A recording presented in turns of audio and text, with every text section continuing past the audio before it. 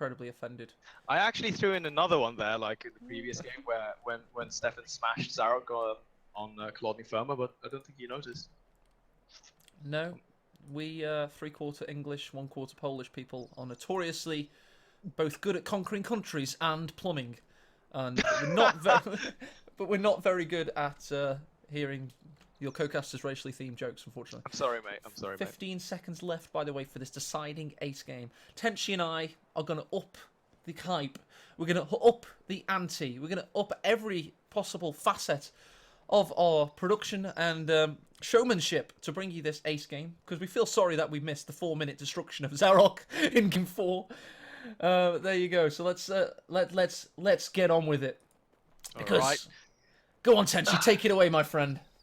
Okay, so ladies and gentlemen, here in today's first round of GCS, two titans coming up against one another, and we are here in the ace game. It's going to be on crossroads, but only one of them will leave this arena, the Octagon, and his name is in the bottom left down here. It is going to be, of course, as the Blue Soviets, it is steffenbk as our first contender. And in the north, his opponent, Zarok. He is playing as Wehrmacht. He's just thrown 2 games in a row after getting to a 2-0 lead. He's OMG popped. By the way, he's an early GG, Tenchi, from the early days. That's fine. I actually knew that. Really? I knew that. Okay, he has OMG popped his way into giving his opponent G5 unexpectedly. And here we go. We're on crossroads. It's now sudden death. It is now instant jeopardy. We're in a situation where one of these players will be going through to round 2, and only one of them will be bowing out of the tournament rather ungraciously. So let's see what happens out there, Tenchi. It is hype. It is an ace game decider, and we're ready. And we're asking you, the fans, are you ready for the excitement that's going to unfold? I don't know, man. Here we are. Already a little bit of an exchange is going to go down in the middle of the map. MD42 is going to be setting up. It's going to be suppressing some of these constructs, but they will be able to get into that house. Now, in terms of the opening here for Zarok, very standard on the other side of things. First conscript squad on the field, following that up with a penal battalion. Oh, this is actually really nice. If Zarok can get control of this building, look at this. This is actually going to be so awkward. He's going to force Stefan to retreat already with a first initial squad. Not a great start here for our Soviet player. God, it is. It really is. He's done very well so far, has, in my opinion, Zarok to push the initiative with the MG42 and the Grenadier. But there you go, steffenbk waiting for him with that razor wire, just cutting off the ability to jump in that garrison, which is very important because it just gives him an extra few seconds, with time being the 4th hidden resource, in order to stop him getting into that garrison. Do you know what I learned recently, by the way? Okay. In this game, I was whining the other day when I was playing some 1v1s. About the penal battalions tearing up my STG armed box grenadiers at close range. And I was like, oh man, these... I don't understand how quickly they can work the bolts of those Mosins. And then someone in chat said, Tenchi, actually, those are SVTs. Oh yeah, the penal battalion's get an upgraded rifle. Everything about the penal battalion is a little bit skewed. They're more of an elite infantry in this game. I had no idea that they were armed with semi-automatic rifles. Like, I learned that like 3 days ago. And there you go, Gun Nut Tenchi's been given... a nutting to his gun knowledge. That made no sense. But, let's say this much, it wasn't the good kind of nutting, eh? Oh dear God. We've got a sniper coming out of tier 1 for steffenbk. He's got the scout sniper team. They are male. They're saying, do not waste my time. And they're going prostrate on the field and taking a big shot at the MG42 that has now set up and is probably going to suffer another squad loss. Or model loss, rather. I think he's going to be. He is going to be forced to pull that back.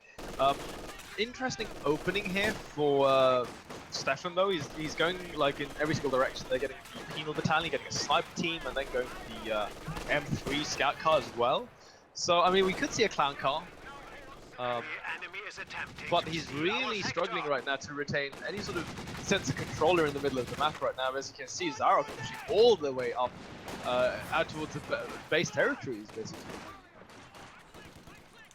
Conscripts duking it out with Pioneers there. Pioneers do have now increased damage, but only 2 MP40s firing. Ain't going to do the mustard, and Zarok's got to realise quickly, and he's not done. He's lost a squad there because he's preoccupied in the centre with his Grenadiers duking it out against multiple Soviet opponents.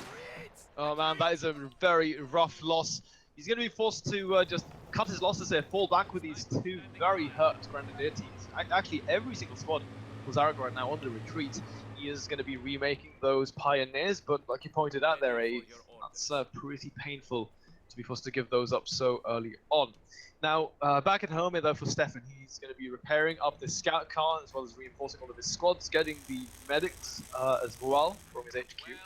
So, I mean, in terms of just infantry, the advantage is still in the hands of Zarok, but I want to say that the army here for Steffen is a little bit more technical because he's got the snipers, you have the potential mollies, AC grenades, anti-tank satchel charges as well, and of course a flamer. Of course. However, Zarok's just gone 2 choices. He's gone tier 2, and he's also gone elite troops doctrine. So expect G43s soon to be out on those 3 grenadiers, and also a nice accompaniment from tier 2. So let's see what it goes for from that.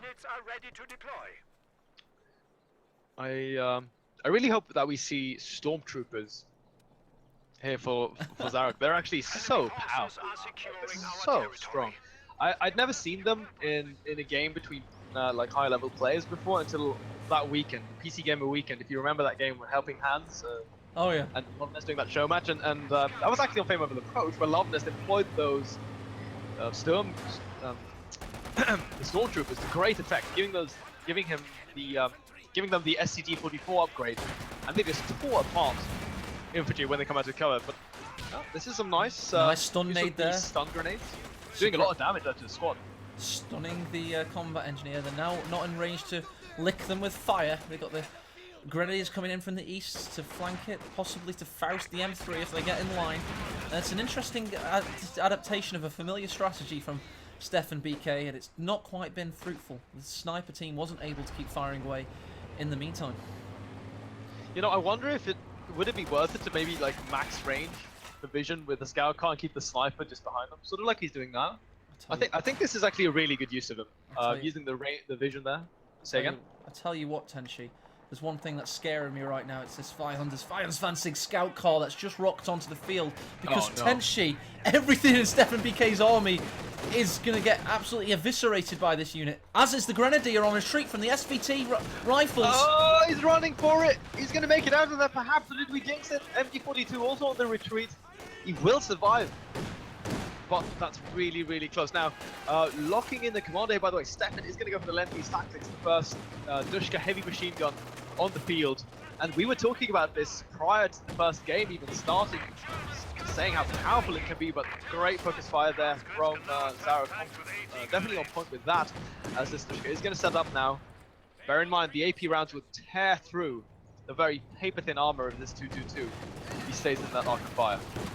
Interestingly, we just had the AT upgrade from the HQ building. There you go, the M3's in dire situation. That autocannon's firing and it's got barely any chance of surviving, as has the sniper, so the 222 could actually kill both targets here. It's done the M3, it's going for the sniper.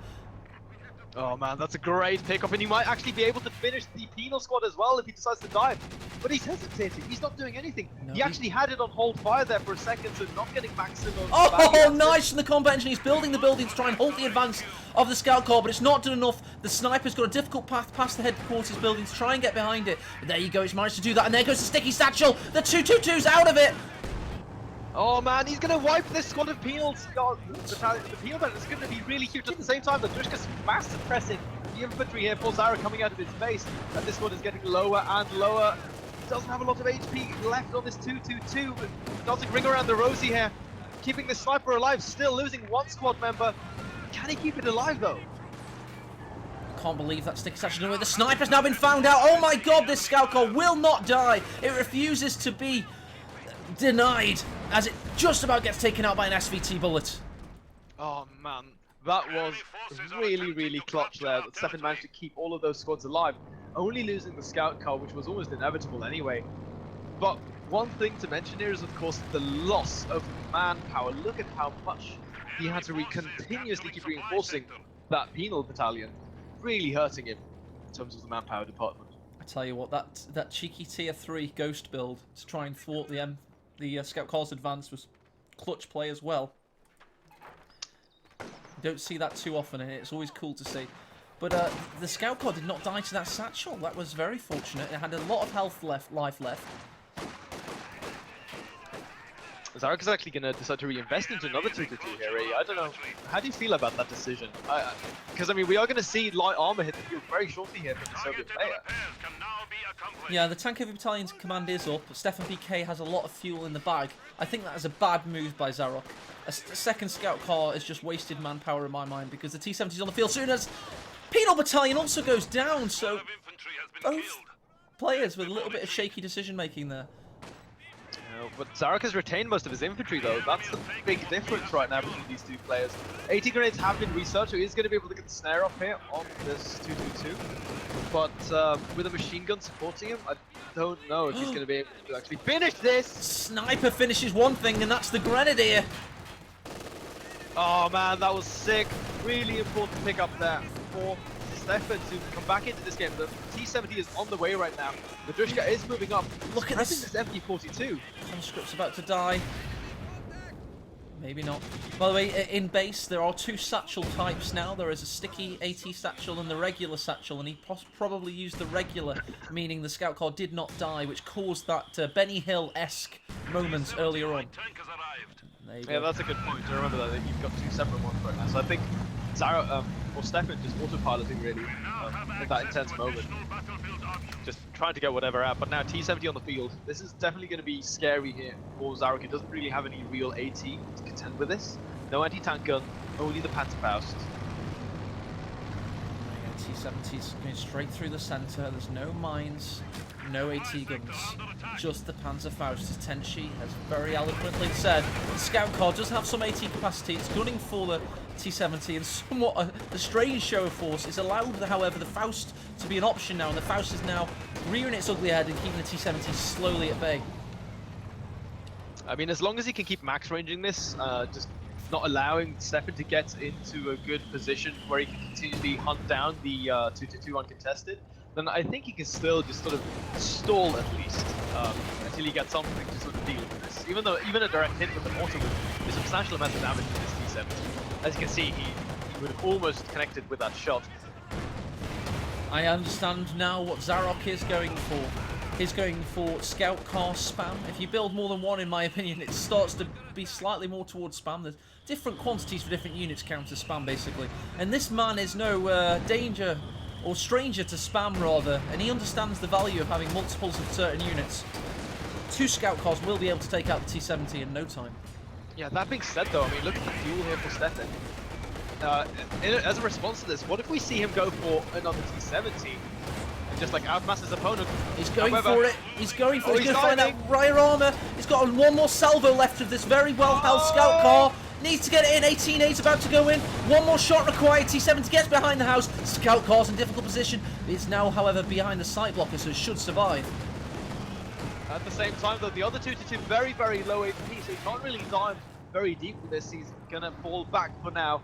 A very close situation there in the middle of the map going down. Look at the HP on all of these light vehicles. And T-34 now on the production tab here for Steffen. And this one is going to be really tough to deal with here for Zarok, because look at that. He's reinvesting into another one of these Indian air squads. He's not getting an AT gun.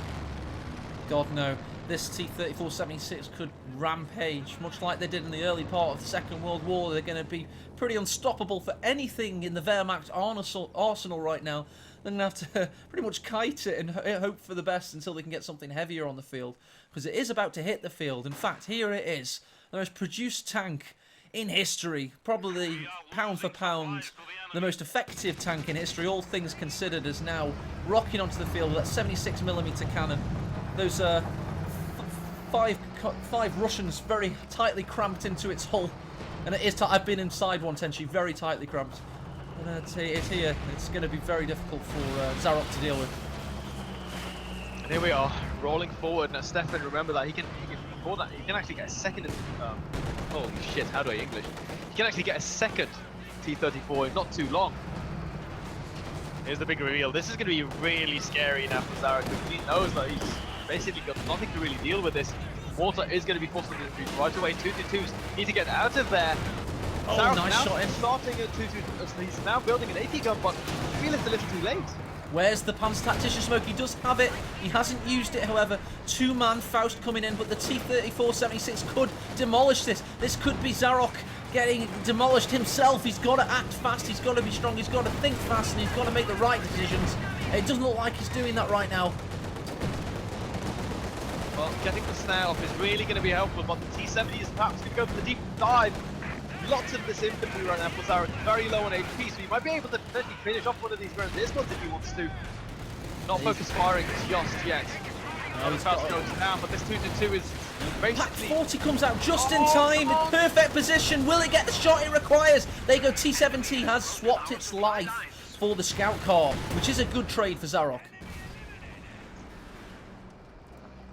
I mean, it would have been nice to retain that, because then you can easily flank things such as this machine gun team, but for now, he holds on.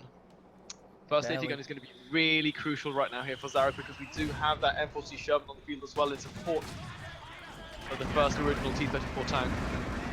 Just going to be able to mass suppress this. Look at this suppressive capability, the damage output for this Dushka is insane.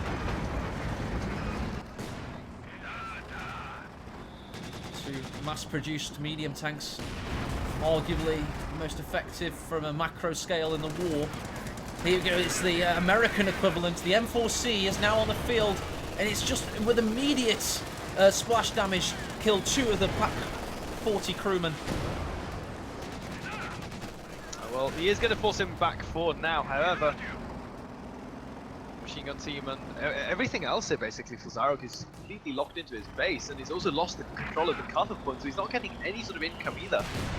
Not in a great position right now for otherwise maxim spamming Brent, who seems to be struggling a little bit. That's a nice move there, wiping that. If he can grab the Dushka, that would have been a very nice little war trophy, because obviously it's a very good machine gun to have. And I have to question Zarok's psychology. Obviously he's GG'd in the previous game in less than 5 minutes. In game 3, he GG'd arguably a little bit prematurely, given his fuel count. So, oh, and here we go. But now he is making ways back into this. What do we? Oh, is this just Game of Thrones right now? Game of Thrones. And who is going to sit on the Iron Pro? Well, I mean, right now, I was going to say it's Zarok, but you know, judging by how we saw game 1 go, maybe we're just going to be in for a repetition of that. Dushka versus Dushka now. Of course, the Soviets have slightly larger squads, but it's all about this T-34. You've also Needs got to get more support in there. He really has. He needs a Faust. He needs some way to stop the T-34's superior mobility, just kiting the Pack 40. Here comes the Grenadier. It's just about in time to keep the Pack 40 being on the battlefield. Well, he's doing a good job just...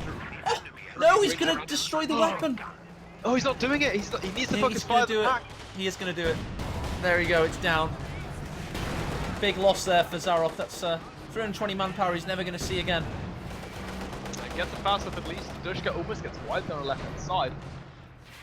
Tries to go for the focus fire, but he's not going to be able to line up those shots. Sniper is still just laying into Zarok, really hurting him in the manpower department. But I think what Zarok's doing, he's just playing for this Tiger race. Yes. And having dealt with that first M4C Sherman, it might be you know, the big play that he needs to take on this game. That being said, though, I mean, we've seen both of these guys just go absolutely nuts. We really have. In terms of the trades. So. We've got these this Wehrmacht battalion right now just waiting in base, and they're waiting for Mikhail Wittmann and the Tiger Ace, and that's all they're going to be holding out for, it seems. And they're currently at 12 3/4 command points, waiting for that ever faithful 17 to get the big heavy cat on the field. We have a handful of demolition charges, by the way, planted. Ooh. Okay. Here for Stefan. One by the VP, and one just in between these like hedgerows by one of the connecting territories to the south. So if you could bait in a squad or two, that would be very nice for him, obviously. I personally hate everything related to the demolition charge, so I'm not going to get super excited when it goes. Oh no! It's so close. He's shepherding it in with the no. The sheepdog that is the T-34-76. He's feigning injury.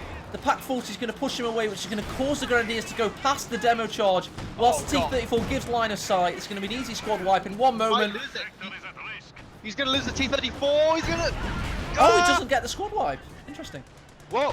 Okay, at the same time though, M4C Sherman rolls into the base, he goes straight for this med bunker. He's gonna knock that out into Zarok's main. That was a really ballsy move, but I don't think that was worth it, to be honest. He's gonna end up, he lost the tank, he loses another engineer teammate down to the middle of the map.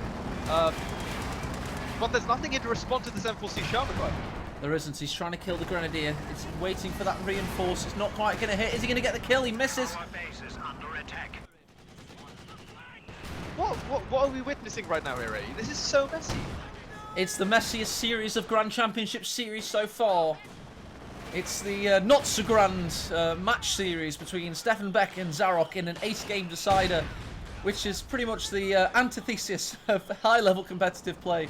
It's extremely messy steffenbk versus Zarok play, but it is entertaining for all the... Jesus Christ, as that sniper evaporates that Wehrmacht soldier's head as the penal battalion goes down.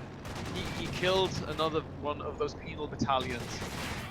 Steffen is really falling behind in terms of squad retention. It's been so messy, and he's lost so many of his vehicles as well. We haven't seen anything but the 222s out here. Oh man, these AP rounds look so sick, by the way. The incendiary rounds, I love it. Look at that, beautiful. This game is a gorgeous game. 2017. If you couldn't play this game because, oh god, this Pioneer's gonna die. It should have sweepers. What are you doing? It's not worth it. I think 90 munitions for the Pioneer team. Well, still, but they should have sweepers, and they didn't. They should have That's sweepers. unforgivable. I completely agree with you. But Unforgivable. yeah, okay. So just one sniper team, one conscript squad, an engineer team, and then that Dushka. That's all he's got to work with right now. This is a horrendous lack of preservation.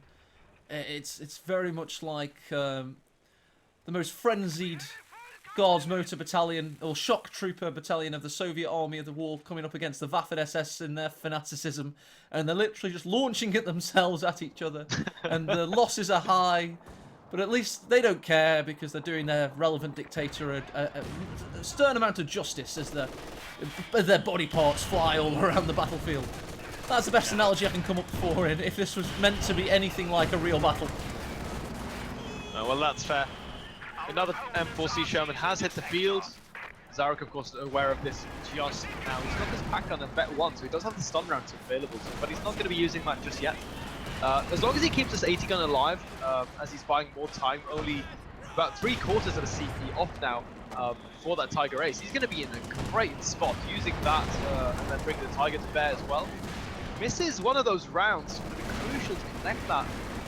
But this means that the flank is wide open, and Steffen is going to pounce on this opportunity to go for it. He's going to dive onto this 80 gun. So you see these tanks are collapsing in towards him, trying to knock that down.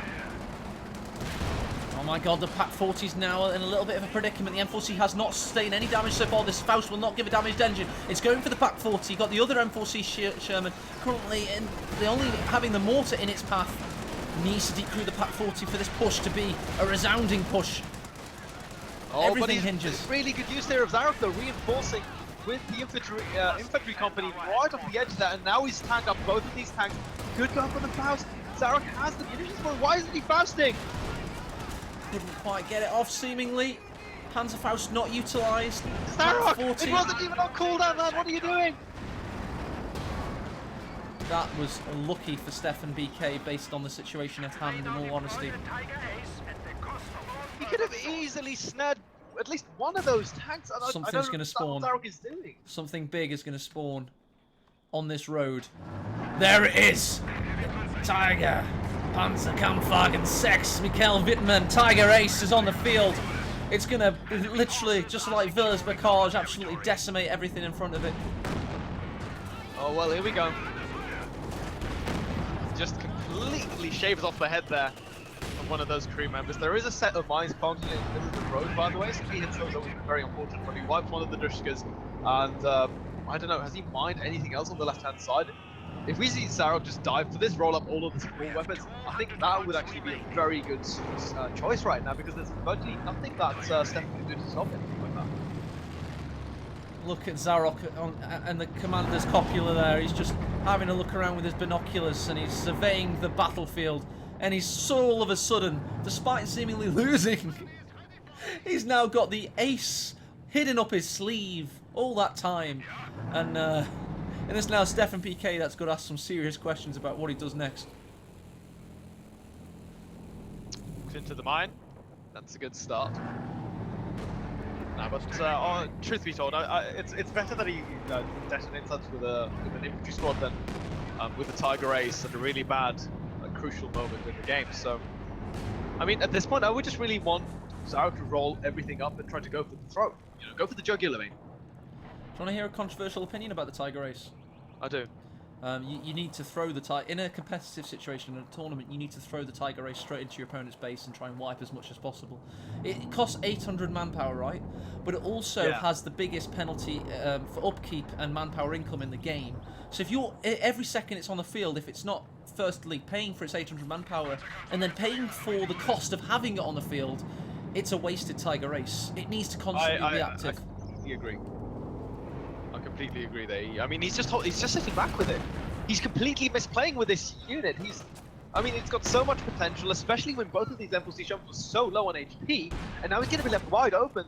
One of these tanks is just going to roll on in and perhaps finish this Grenadier squad, but Zarok, I mean, he's just so indecisive. He is. He's now become active. It's almost as though he heard us, and he's thought, "Oh, I've got a Tiger Ace here. It cost me crap loads, and it's costing me crap loads to keep alive." As it's gunning down the sniper scouts team, now down to a single sniper. One more shot required. Didn't quite get it. Sherman's got its tail between its legs, having to reverse away because the Tiger is quite frankly roaring on the fields of Crossroads. But Zarok needs to roll up the support weapons. This Dushka in the building is going to go down. One more tank shot is going to finish that. Perhaps it is going to hold on. He needs to pull that out. But he's got so many of these support weapons just sitting back. It's so frustrating because, I mean, he's got all of the tools that he needs, all the assets in order to just completely shut down Steffen. But he's giving him time, and now he's going to be able to get out an SU-85, and that's really going to complicate things. I don't know what Zarok is doing. Yes, I don't know either. The SU-85 with M4C Shermans, to be honest, Tenchi, is actually a match for the Tiger Ace. The SU-85 will be able to, especially when it hits Veterancy 3, and it will do that quite quickly if you give it 10 minutes against the Tiger Ace. It's all good, although you do have the Pack 40 to contend with, so he's going to have to decrew that as well. So it is an interesting engagement, and an interesting battlefield, an interesting time ahead for us as casters and you as viewers, and the two players, steffenbk and Zarok, in this Ace 5th game deciding frame. Oh man, this is... I think that Zarok is going to be in for a pretty nasty surprise once the SU-85 hits the field and he starts taking a couple of those shots. It's such a powerful anti-tank weapon. And there we are, it's rolling forward. The AT gun is going to be crucial right now. Steffen has also had some time to replenish a little bit of his infantry. Sniper team got decimated there, by the way. So did they? Jesus Christ, what did they die to? Tiger Ace. Oh, of course. I was too busy concentrating on the SU-85's first shot and I missed the sniper getting absolutely eviscerated by the Tiger, which, by the way, is already up to 12 kills, certainly making its presence known now, if not earlier. Maybe one more shot. Pushing up towards the mid as well, and the Dushka setting up right now. AT gun in range as well. He's really close on almost wiping one of those evil battalions. M4C is going to try to go around the flank. I don't think there are any anti-tank mines planted down there just yet, as this SU-85 slot is going to work here on this Tiger Ace. Mass repair then will be obviously shown on the left-hand side as well. We might actually have a 4th M4C Sherman hit the field very shortly as Steffen is about to reach the manpower he needs to squeeze out yet another one of these tanks. And exactly, he can reach the manpower he needs because he's got 214 manpower income per minute. His opponent has only 123. So if he can constantly keep the Tiger at bay and plink away at his opponent's infantry, he can actually have a better economy. And we all know what economy can do in RTS. Yeah, I mean, in the grand scheme of things, all the RTS games just are narrowed down to that. It's all about the economy. So, we'll see. Money talks. Money does talk, man. And money is something that Zarok does not have at this point in time. Like, he can barely reinforce many of these squads. 3rd M4C Sherman on the field right now.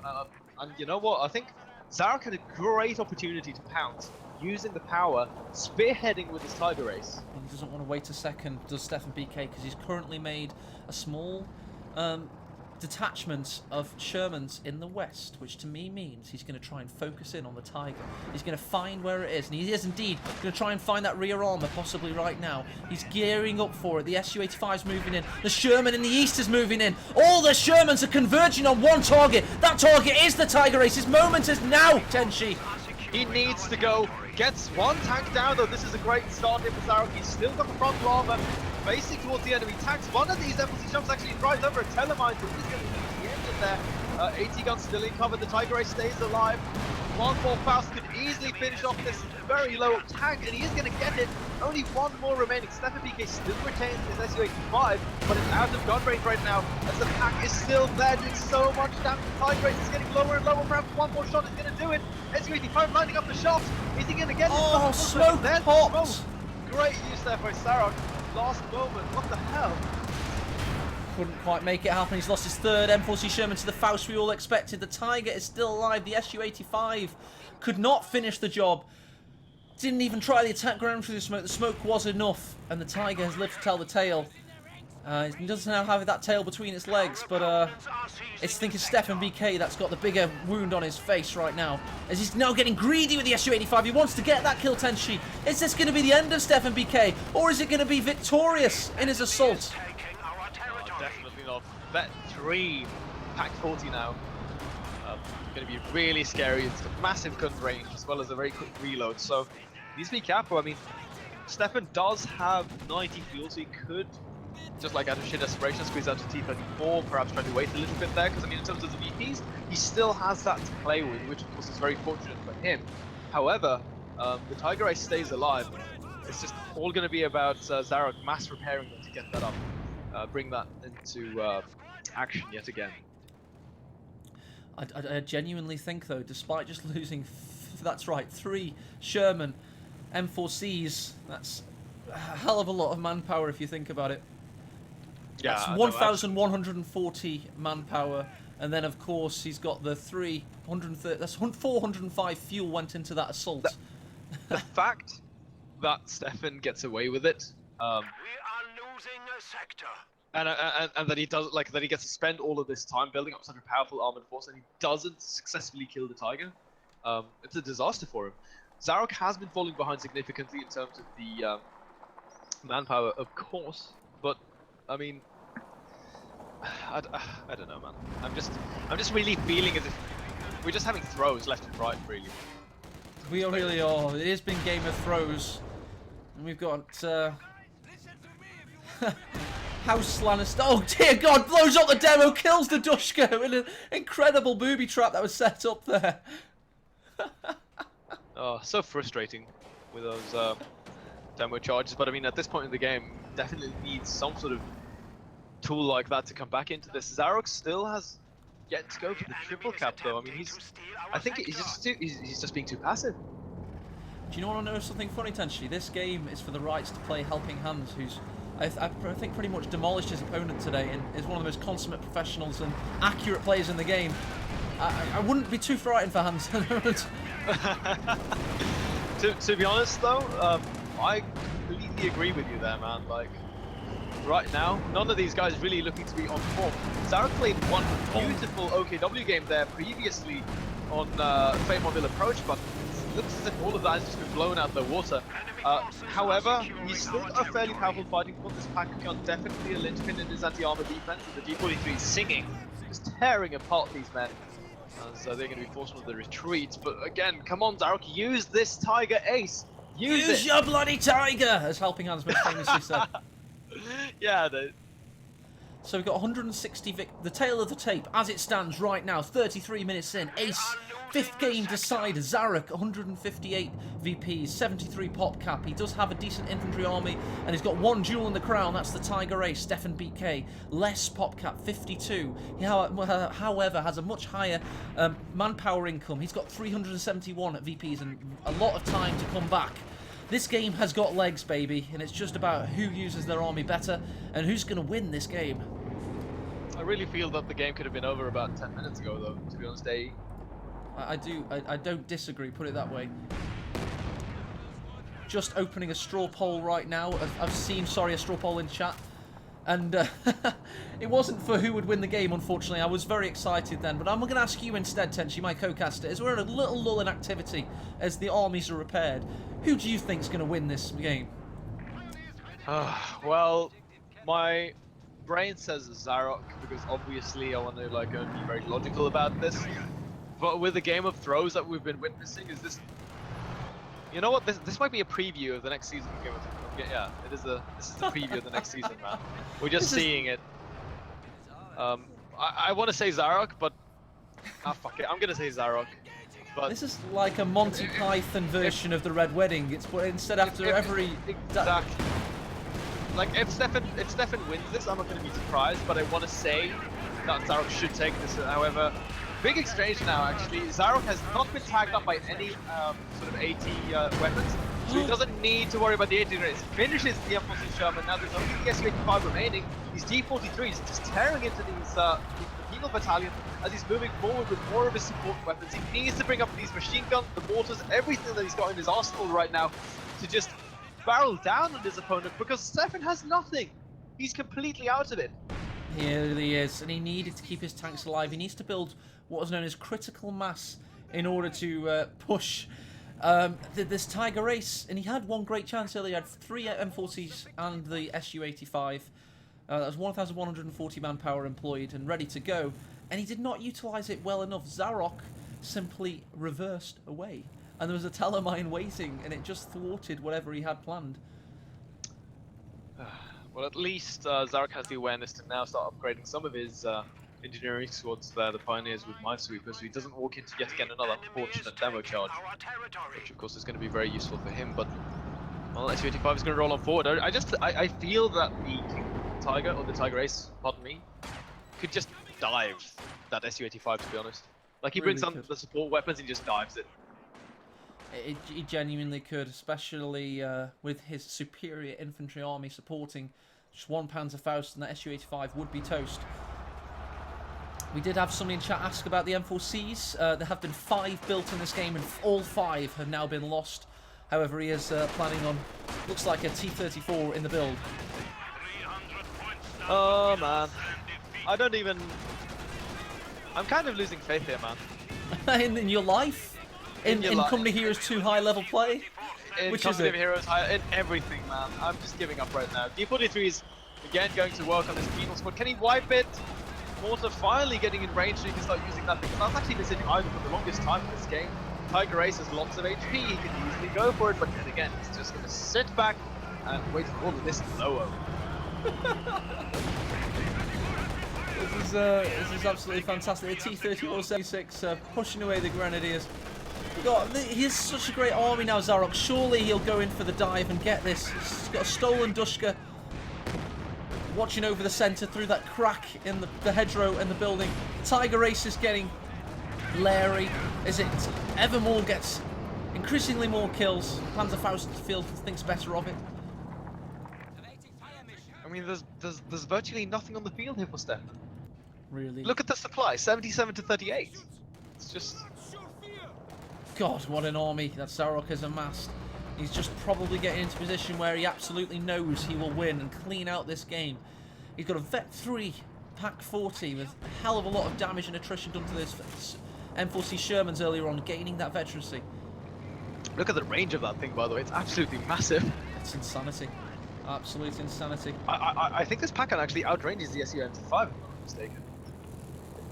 Could well do. The cone of fire definitely seemed to show it. Now got steffenbk, much like the Wehrmacht to Stalingrad, relying on airdrops in the Kessel, trying to stay alive. And we all know how, you know, all of you guys are probably very familiar with how that went down. It didn't go down very well at all. The men relying on the airdrops lost. Indeed. Never rely on airdrops and never trust Goering's estimates. So. 2 things learnt there. This is true. Zarok has actually been able to scrape together enough manpower to not only get himself into the medbunk, but also get a 3rd Grand Squad. So good on him. I'm amazed that he's been able to. Oh man, nice use the stun round. He's going to move on forward, easily get the double burst off, and this should be the end of this. Oh, double tap with the Faust and the Pack 40 working in unison. The Tiger's now getting aggressive. The Conscript, lone Conscript, pretty much encapsulating steffenbk's chances of surviving this onslaught, as the T-34-76 is clearly outmatched and outgunned, cowering away behind the bushes. You cannot cower from the Pack 40 Vet 3. Another vehicle has been lost in the Right, here we are, losing all of his tanks, and that's it. Steffen taps out after 39 minutes of a grueling, long battle. Oh. I was begging for mercy for all of our sakes in that one. It was entertaining, definitely at certain points, but it was definitely a bit of a cluster. It was a bit crazy. A bit crazy. I tell you what, that's coming next though, and as I go to our